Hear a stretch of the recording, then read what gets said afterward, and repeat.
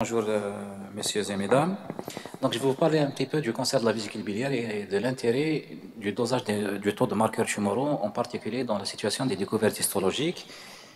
Donc comme introduction, ce qu'il faut savoir, c'est que le cancer pose un véritable problème de santé publique dans le monde. Parmi ces localisations cancéreuses, bien sûr, le cancer de la vésicule biliaire reste problématique en Algérie.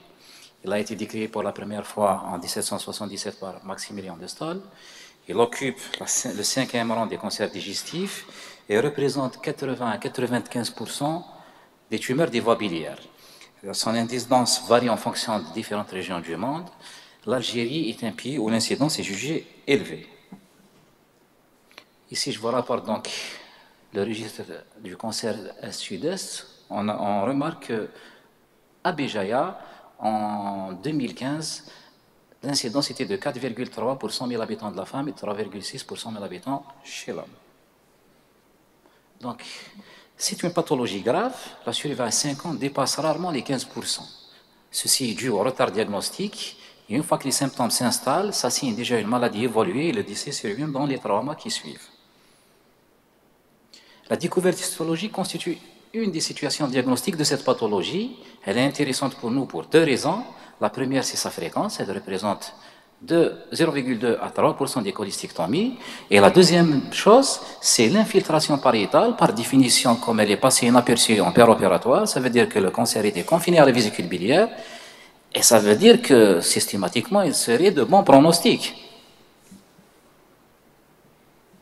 La conduite à tenir dans la littérature est bien codifiée. Dès que la tumeur atteint ou dépasse la musculeuse, il faut reprendre les patients pour un complément thérapeutique. Le pronostic donc est théoriquement bon, mais il se pose 2 sortes de problèmes. Celui de la survenue du résidu et de son lieu, et celui de sa résicabilité. Donc, dans la littérature, la résection radicale de rattrapage n'est possible que dans 30 à 60%. Et la survie à 5 ans dans cette situation peut atteindre les 30%. On s'est posé la question quel est l'intérêt du dosage des marqueurs tumoraux dans cette situation de découverte histologique et on a réalisé une étude. Donc, nous avons fait une étude prospective, descriptive, multicentrique, qui inclut 3 centres, CHU de Béjaïa, EPH de Boulourine et le CPMC. Donc, les paramètres qu'on avait étudiés à l'époque, c'était l'âge, le sexe, la clinique, la biologie, et on insiste ici sur les marqueurs tumoraux que sont le CA19-9 et l'ACE. Bien sûr, il y a d'autres marqueurs tumoraux qu'on utilise. Malheureusement, en Algérie, on ne dispose que de ces 2 marqueurs. Bien sûr, on a étudié aussi la morphologie, tout spécifiquement la TDM thoraco-abdominopelvienne et les critères anatomopathologiques. Donc, nous avons divisé notre population en 2 groupes. Le groupe A, sans résidu ou avec un résidu jugé résicable en péropératoire, et le groupe B, où il y avait un résidu mais qui était jugé non résicable. Résultat, on avait corrigé 94 patients, donc 19 hommes et 75 femmes, d'âge moyen de 60,7 ans, et le motif de cholecystectomie était une cholécystite aiguë lithiasique dans 58,5% des cas. Donc les délais moyens de reprise chirurgicale dans notre série étaient de 118 jours, ce qui est quand même assez énorme, avec des extrêmes allant de 31 à 467 jours. Donc 70 patients sur les 94 de départ ont bénéficié d'une chirurgie de rattrapage.